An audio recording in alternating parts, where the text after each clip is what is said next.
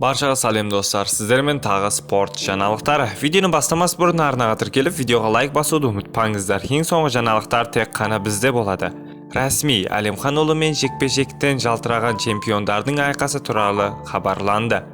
Промоутер Эдди Хирн, ресейліктер Артур Бетербиев пен Дмитрий Биволдың қарытынды жекпе-жегі өтетін бокс кешені постер жарияланды. 22 ақпан Эр-Риядта өтетін бұл айқас бокс кешенінің басты оқиғасы болады. Ал оның қардынды орта салмақта WBO чемпионы доминикалық Карлос Адамес пен британиялық Хамза Шираз жұдырықтасады. Бұл екі боксшы да бастапқында IBF және WBO титуліне ие Жәнібек Әлімханұлына қарсылас ретінде қарастырылған. Алайда олармен келіссөздер нәтиже бермеді.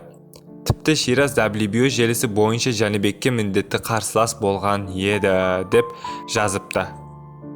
Бұл жақта Жәнібектің де сөзі дұрыс, бірақ Жәнібекке қарсылас табылмады. Бірақ табылып қалар деген үміттеміз. Бой қызық болады деген үміттеміз. Сіздермен спорт жаңалықтар болды. Арнаға тіркеліп, видеоға лайк басуды ұмытпаңыздар. Ең соңғы жаңалықтар тек қана бізде болады.